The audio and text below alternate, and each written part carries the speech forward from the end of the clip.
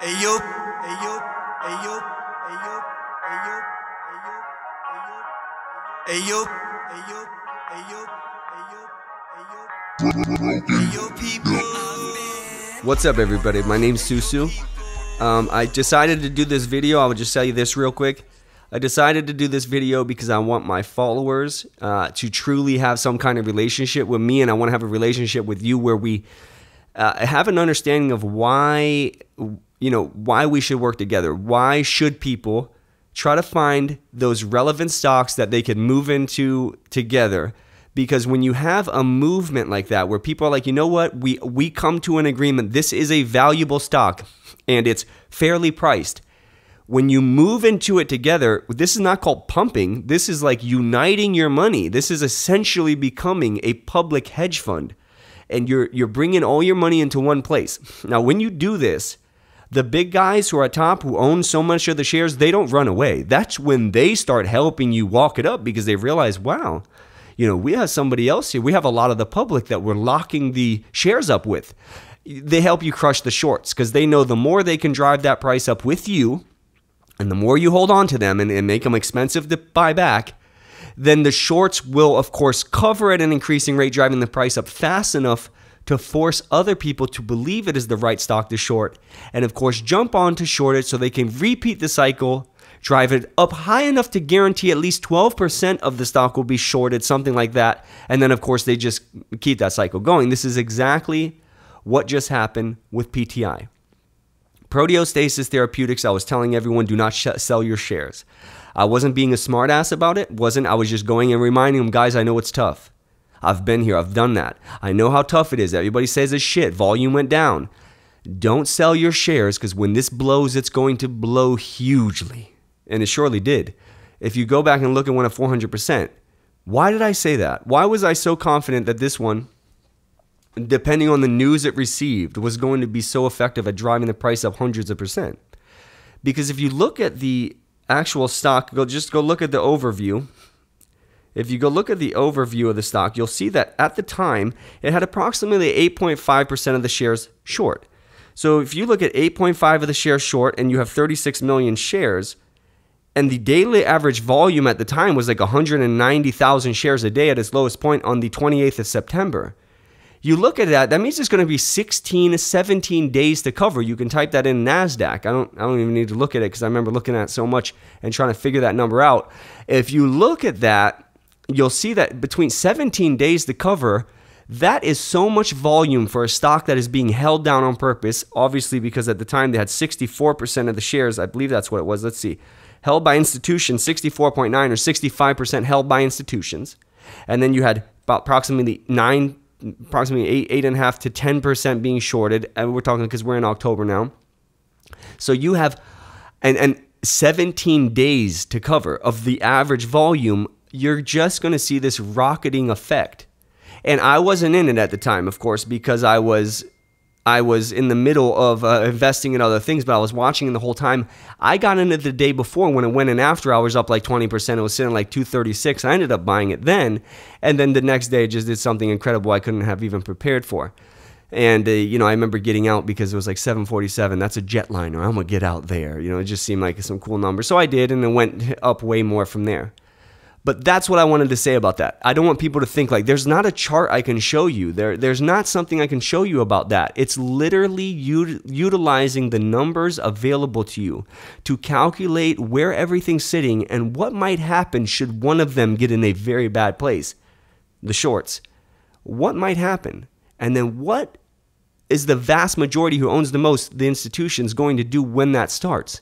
Well, they're not going to sell to them. They're going to make them do it because they know naturally they're going to lead more shorts in to try to, oh, there's no way it's up this much. There's no way it can go up more.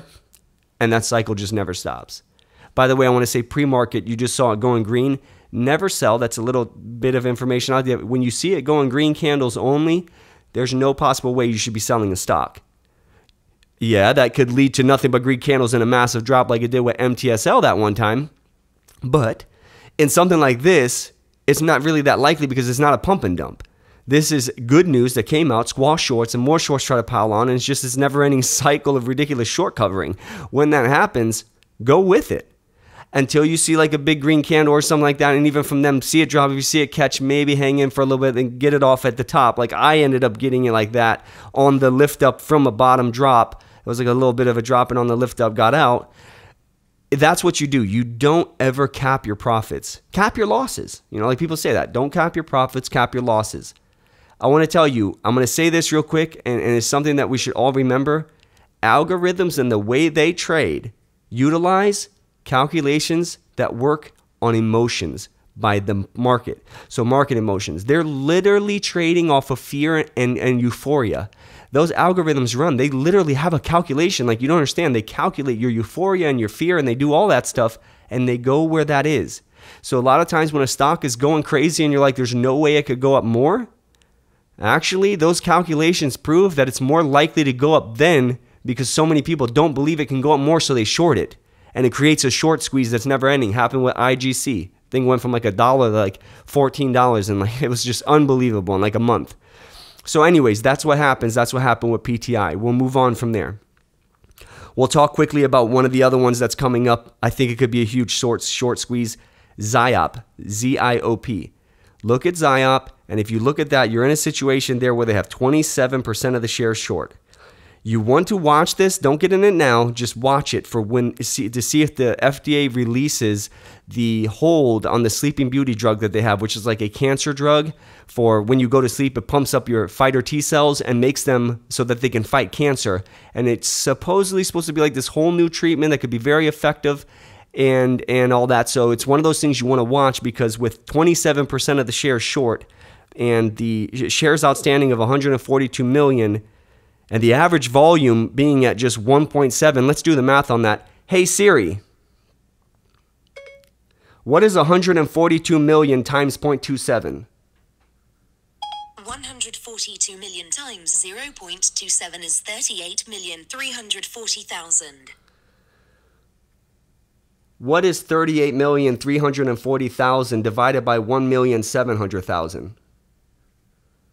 That would be about 22.5529. So you're looking at 23 days to cover. They're going to have to cover 23 days of volume in a single day should that short squeeze happen. All it will take is that FDA release.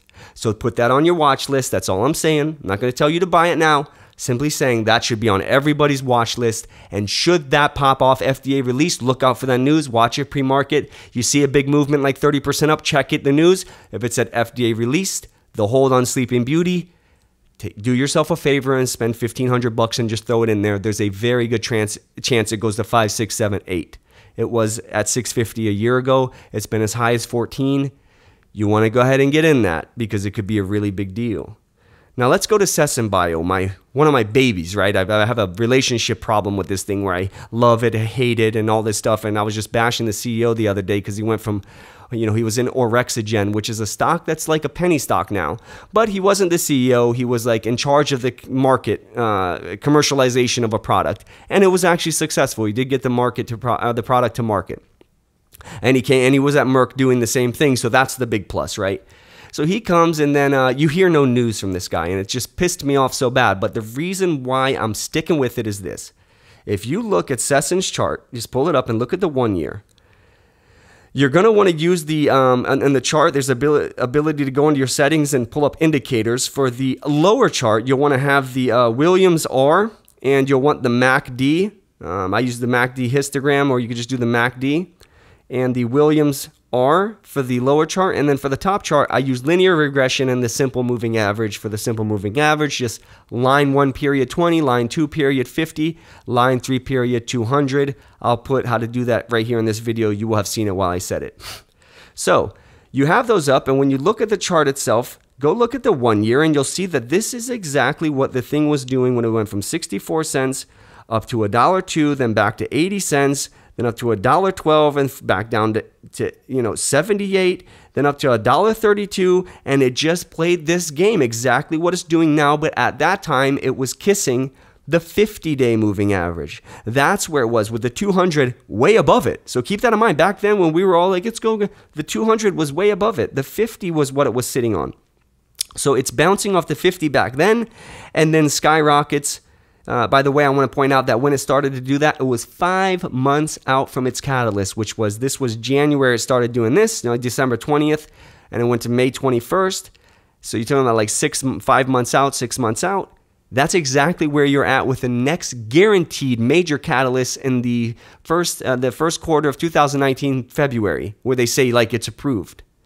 The problem here is you can't go off that because 6-month data could be released at any time. Remember, they upped the drug, they upped the Vicinium, which is the EpCAM, epithelial cell adhesion molecule. It's a protein, which I think everyone should do a little bit of reading and find out that protein is actually, there's a great story, a great article from phys.org, Understanding the Language of Cellular Communication. It was written in September 18th, 2017.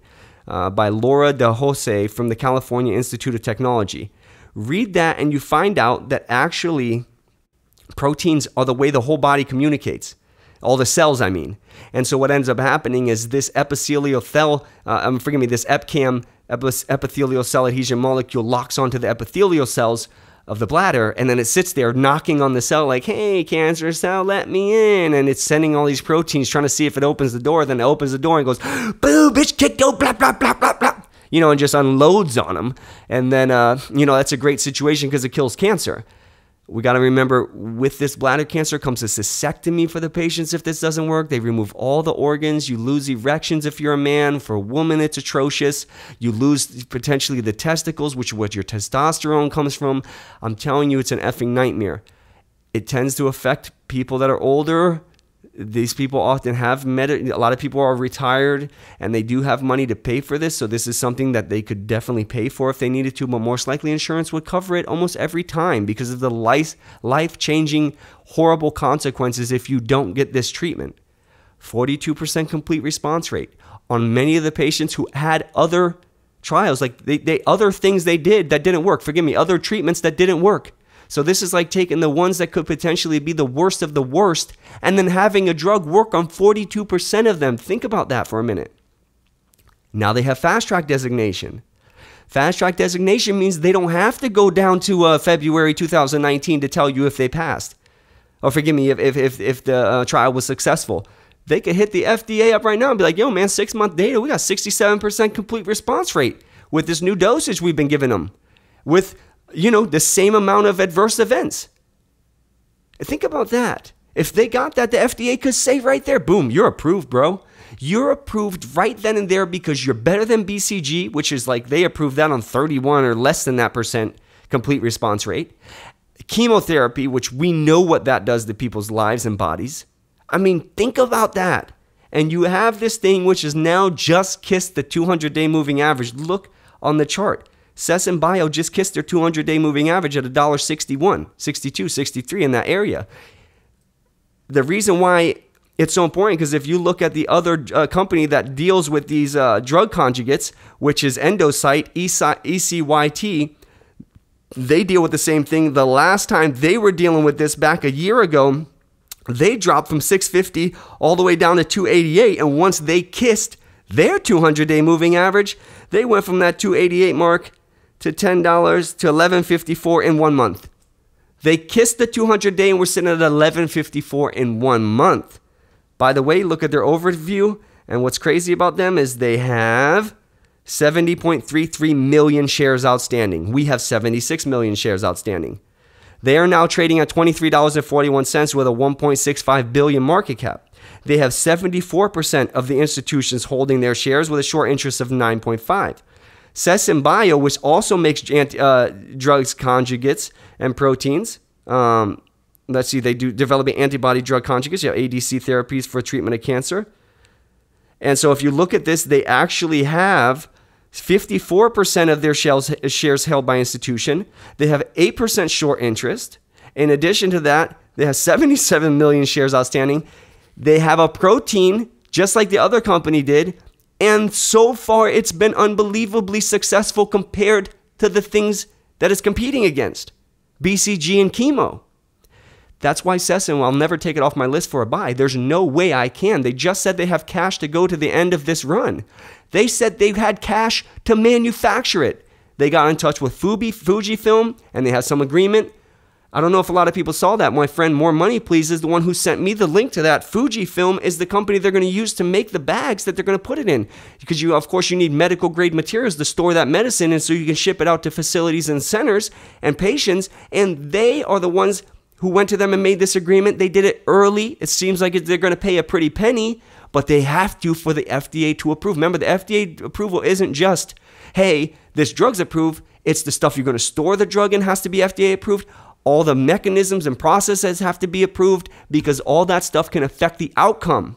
So they're doing that and preparing now so that they don't have to surprise you later on and go, oh, by the way, we found out it's going to be, 39 million. They knew they could save millions if they went to Fujifilm now and said to Fujifilm, give us a rate and we'll sign a contract now, way ahead of the process. Think about that. That's manufacturing of a drug they're trying to do now, making agreements for it. Why? Because they believe it. They believe this is the end. Have faith. The risk reward is too great here. Your risk, you're looking at what is going to go to it. It still has AstraZeneca, collaboration, Vicinium with AstraZeneca's Duvalimab. So they have these other things where even if like this somehow didn't work out, their Vicinium is still being teamed up with other things, which if it could be, teamed up with that thing and still be unbelievably successful, well, there's another pathway for it. So it's not going back to 50 cents. It's not going back to 50 cents, but it could be potentially going to $6, $7, $8. That's what you have to keep in mind with SESN. So anyways, SESN's a buy. It's a buy. The chart says it's a buy. Everything says it's a buy. On that 1 year, it looks great. Linear regression. Look at the linear regression on 1 year. It's like this. It's straight up like this. Perfect. Beautiful 1 year. Yeah, it had some big, but hey, the whole time it's been sitting right there under. So to be like, well, it's under the linear regression. It was under the linear regression the entire time, walking itself up till it blasted through it and went up 150% in a month. Actually went up, more than 150% in a single month. So that's why you have to be careful with this one, because it went 150% from $1 to $3.50.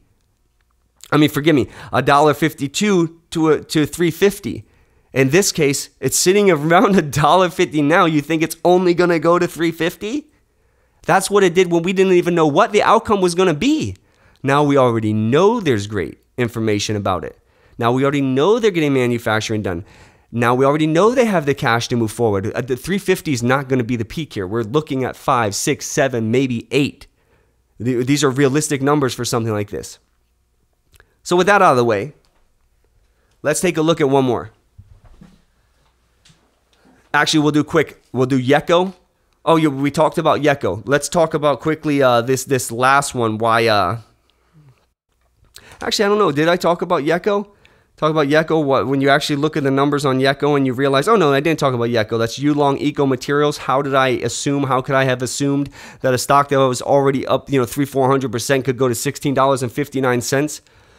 Pretty basic. This is what I did. I looked at the asset. They said the asset was appraised between 60 to 90 million. They paid 50 million in stock for it. That's dilution to their share stock, to the shares available, the stock, outstanding stock. But it wasn't dilution at the moment. It's never dilution until that is finalized, and it wasn't finalized yet. So they have an asset that's 60 to 90 million dollars in value. They pay 50 million for it. That leaves you 40 million because I'm going to value on the high end like we do with all things in the market. We value stocks high as shit. We always go to the high end of stuff. I don't want to hear that we don't. That's what we do. We tend to look at the high end of stuff. So I valued high end. I figured they value it at 90 million. If you value it at 90 million and subtract what they paid 50, that leaves you 40 million. Hey Siri, what's 40 million divided by 2,700,000? 40 million divided by 2,700,000 is about 14.8148. Actually, that's not even what it was. Their outstanding shares are 2.41 million. Hey Siri, what's 4 million divided by 2,400,000? 4 million. 40 million divided by 2,400,000? The answer is about 16.6666. There you go. So how I said 1659. That's how I got that number. Because I did the math and went, wait, if they value it at 90 million, which is on the high end, then as a result, just from today, it going apeshit and there being so much focus on it, where would the big dogs take it? And then it hit me. They're going to walk this bitch up into $16 or more. They hit 17. Like, I mean, it was on point. A lot of people came to me like, that's, you kind of like a wizard, bro. I'm like, no, I'm not a wizard. I went to school for banking and finance. The way we did it was break down assets, find their true value, and anything that could appreciate in value would be valued on the higher end. A gemstone, the Millennium Sapphire gem, is not going to be valued as something that depreciates in value. It only increases in value. So you often want to do, when you do a valuation, that on the high end when you're trying to get the most benefit from it, which is what you're trying to do when you invest in a stock. So I don't want to be moving too fast here, but no charts involved there. You can't chart something that was at $2 and then the next day it goes up 400%. There's no charting involved with that. There could be charting within the day, but that's not how I would make my decision on something like that. It's way too crazy. You just go off the basic numbers and fundamentals of what an asset's worth and how that works. And when you break it down like I did, you find out, damn, realistically, with the shares available at the moment, you know, and now look what it is. It's $5.50. Well, because now they're starting to calculate in that other $50 million worth of shares. I'm like, wait, hold on. You know, we got to bring this down. But it is, if you look on the 1 week, look at the 5-day chart, you want to put that linear regression on your chart in the upper chart. If you look at the linear regression, they fell down onto the linear regression and bounced. They're going to do that again probably one more time where they come on the linear regression and bounce. So it could be a play Monday. Now, last but not least, let's talk about how I saved the lives of some people in this piece of shit NCTY. This is the 9 limited, how it was $9 pre-market, and everyone's going, oh my God, bro, it's going to blow. And I'm like, no, absolutely not. If you're new to this, don't play this trash. I know a lot of people were like, well, that's obvious. Well, no, to some people it's not. But what made it obvious to me, and I'll put the post that I had on Stock Twitch, it's like now I would have saved people 65% loss. And actually it went to 9. So my loss, the loss for me was like from like $6.50 or $7. I can't remember. It was something like that. But it went to like $9.20 and dropped from $9.20 down to $2.79.80, which is where it's at now. And what a disaster it was. What told me not to do it, to tell people, to warn them, was the 2 shock drops that took place pre-market. When you see those shock drops take place where it just clears dollars in a single drop, that is not some glitch. That is actually the thing attempting to crash and someone breaking through stop losses and picking up a whole shitload of it. In a lot of cases, that is proof that what was happening was someone's walking it up, buying shares from themselves. So an institution decides, a lot of it's Maxim, Cohen and Company. You can see them all. When there's halts, when there's a halt, look at the level 2 if you have access to it, and you'll see all these, they'll be capitalized. The initials will be capitalized. Look at those and then go look at them on the New York Stock Exchange, and you'll find out that those are actually Maxim Group, USB Securities or UBS Securities, JP Morgan Chase, Goldman Sachs Company, GSCO, Maxim, MAXM. When you see all those, that's showing you it's nothing but big boys. Like when Tilray froze, it's nothing but big boys. That is a very dangerous place to be because they are all manipulating the shit out of that thing, and you ain't got a chance. You have no chance, no power, no money compared to them, and you don't want to be there. That's what they were doing. They're just going, okay, we're going to sell 50,000 shares for $279, and we're going to buy them for $279. Like they're buying from themselves, just walking it up. Now we're going to do $281. Now we're going to do $296. Now we're going to do $317. Now we're going to do $341, and they're just buying and selling to themselves. They've spent no money. Mind you, no money has been spent. Not one dime have they lost or gained from all this walking up, except for the initial 50, 60, 70, 100,000 they front loaded. So they front loaded the 100,000 and they had that already, and they're not doing anything with those. They're just walking the price up with this excess money that they have together. And as they're walking it up, the one is just gaining massive gains, like 300-400% on the 100,000 shares they own, which they walk it up gaining nothing on all that excess money. And then they drop it to try to get rid of this. Just market sale. Once they get it to the point they want, okay, we're up 261% market sale, and they can get it from $7, $6.50, $5, $4. They just get rid of it for whatever, but to them it's better because they got it all for $2.